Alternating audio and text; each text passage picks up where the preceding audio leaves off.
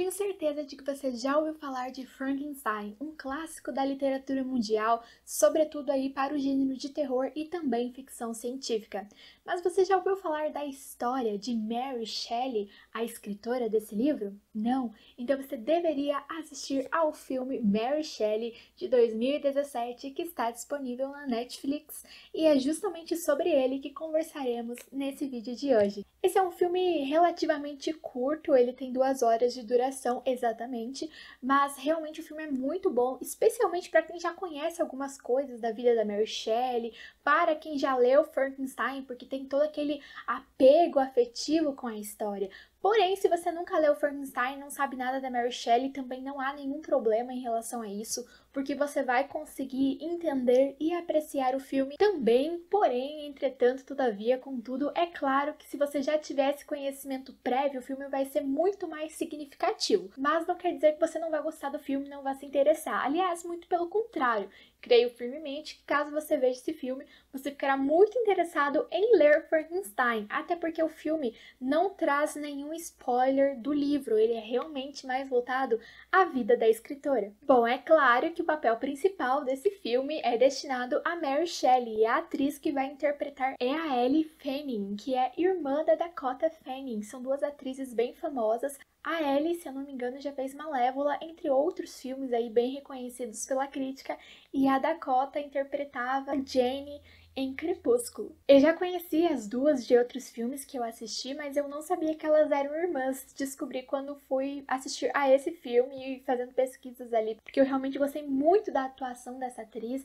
Ela, às vezes, participava de certas cenas que não necessariamente ela tinha um diálogo muito longo, mas a presença dela fazia com que tudo aquilo tivesse uma significação muito mais forte, muito mais profunda. Ela tem uma presença de cena muito forte, as expressões dela remetem muito a essa tristeza, a essa solidão que a Mary Shelley carregava consigo. A história da Mary Shelley é muito trágica, é muito misteriosa, enigmática de forma geral, e eu acho que o livro foi muito fiel, sim, apesar de ele não ter uma obrigação de ser fiel à vida real dela, porque trata-se de uma ficção. Mas ele traz muitos fatos, muitas verdades realmente, então eu acredito que por mais que alguns aspectos ali tenham sido meio romantizados, não tenham sido trazidos da forma com que realmente aconteceram, sempre temos aquela enfeitada básica. Apesar de tudo isso, eu creio firmemente que o filme foi fiel dentro do possível. A Mary Shelley, tanto na vida real quanto no filme, ela perde a sua mãe muito cedo. Na verdade, logo após o seu nascimento, a mãe dela fica com uma febre muito forte e acaba falecendo, questão de dias após o nascimento da Mary. Então, de certa forma, a Mary se sente culpada, porque ela acredita também que a mãe dela teria adoecido de forma tão rápida porque ela estava fraca devido ao parto e tudo mais. A mãe da Mary é uma figura muito importante, não só no filme, como também foi na vida real, para o movimento feminista, porque ela é uma das primeiras mulheres a escrever um livro sobre esse tema reivindicando os direitos das mulheres. O pai da Mary também era um grande intelectual. Ele era filósofo, mas no filme isso não vai aparecer tanto. No filme realmente vai ser dado ali uma ênfase para a livraria que ele tinha, que também vai ser de grande serventia para a Mary Shelley, para que ela tenha acesso à literatura, a livros de forma geral. Mary Shelley também tinha uma madrasta na vida real, mas não é dito, de certa forma, em suas biografias exatamente como era essa relação dela com essa madrasta, mas no filme eles demarcam muito bem que era uma relação de ódio, e é um dos fatos que faz que a Mary Shelley tenha esse desejo de sair de casa logo, porque ela não se dava bem com essa madrasta. A Mary também tinha outros irmãos, inclusive quando a Mary se apaixona pelo poeta Shelley, que também vai aparecer muito forte no filme, depois a Mary fica com ele de fato, isso leva uma das irmãs da Mary a se suicidar, porque ambas eram apaixonadas por esse poeta Shelley. E é justamente nessa parte que eu acho que o filme ele dá uma forçada, porque ele dá uma romantizada, como se a Mary Shelley não soubesse que o Shelley já era casado, e aí ela se apaixona e tudo mais, eles vão ver uma história de amor, mas eu não sei se na vida real seria bem assim, porque eles frequentavam o mesmo círculo ali de amizade, de intelectuais, que não eram muitos intelectuais na época, época. Então, o pai da Mary era um grande intelectual, o Shelley era um poeta ali que estava começando a ser reconhecido.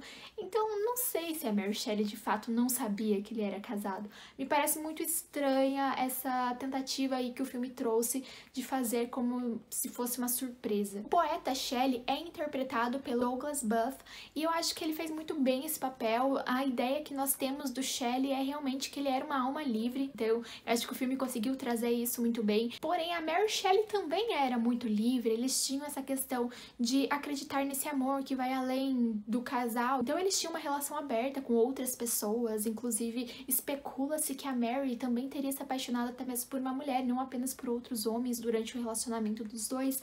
E o filme trouxe como se a Mary fosse mais presa, fosse totalmente apaixonada, conectada apenas ao Shelley e não quisesse ter nenhum caso, nada com outras pessoas, enquanto na realidade não era bem assim. Mas é claro, isso não chega a ser uma crítica ao filme, apenas uma constatação da diferença entre realidade e entre a ficção. Como eu já mencionei sobre a mãe da Mary Shelley, sobre o pai dela também, que eram grandes intelectuais, nós vemos no filme algo que de fato era muito presente na vida da Mary, que era viver, carregar esse peso, porque por ser filha de pessoas tão importantes, que já tinham um trabalho ali reconhecido de certa forma, quando ela fosse escrever, ela carregaria esse peso de se posicionar à altura de seus pais. Então nós vemos muito isso do filme e é retratado de uma forma muito interessante, uma forma muito forte que a gente consegue sentir aquela emoção à flor da pele que ela sentia. Nós também vemos ali uma discussão sobre o que era alta literatura, o que era uma literatura de mercado, porque nós estávamos falando de uma época ali próxima à era vitoriana, porque Frankenstein é publicado em 1818 e a era vitoriana começa ali por 1837, mas é um tempo muito próximo.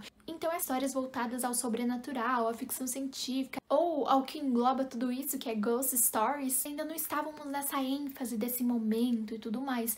Então, ainda havia um pouco de resistência dessa alta literatura, que no filme vai ser representada pelo pai da Mary Shelley, que exigia que ela lesse certos clássicos e que deixasse os livros de fantasmas de lado, enquanto que ela queria mesmo era ler livros de fantasmas e depois até mesmo criar o seu próprio relacionado a isso. Então, nós vamos ver esse debate também, que é um debate que parece tão antigo, mas que ainda é atual, porque ainda hoje se discute muito sobre essa questão da alta literatura, essa questão desses leitores que tentam desprezar as leituras dos outros, e essa leitura de mercado que é mais vendida, então por isso que se chama de mercado, que é claro, é uma literatura de mais fácil entendimento, mas será mesmo que por ser uma leitura de fácil entendimento, necessariamente é uma literatura que tem uma qualidade menor? Então essa é a discussão. A fotografia do filme também foi algo que chamou muito a minha atenção, porque era uma época de fato nebulosa, uma época que era voltada a essa questão do místico, do misterioso e tudo mais,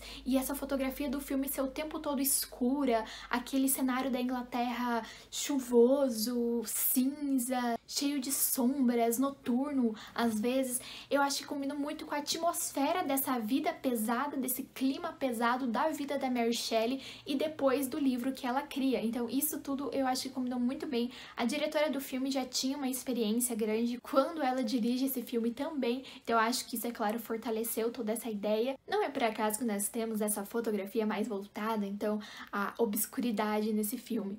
E também é interessante pensar essa relação de criador e criatura, que é uma relação que é muito trazida na literatura, muito estudada. E aí nós temos o Frankenstein como um livro que de fato é um dos precursores dessa questão. E esse filme da Mary Shelley, ele vai ter uma outra relação com criador e criatura, porque em Frankenstein nós temos a relação do Dr. Frankenstein, que é o cientista, não é um monstro, e já vai uma curiosidade que o monstro não tem nome no livro, ele simplesmente é chamado de criatura, de monstro, de demônio, ele não tem nome. E aí nós temos o Frankenstein, que é o cientista. E a relação de criador e criatura aí é o Frankenstein, o cientista, como criador, e esse monstro como criatura. Mas no filme, a nossa relação ali é diferente, porque o criador é a Mary Shelley e a criatura é o livro Frankenstein ou Prometeu Moderno. Então vale muito a pena assistir ao filme, na minha opinião.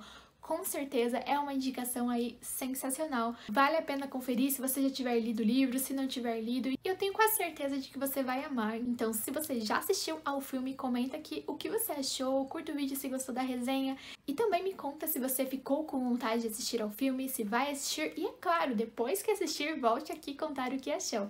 É isso, vejo vocês no próximo vídeo.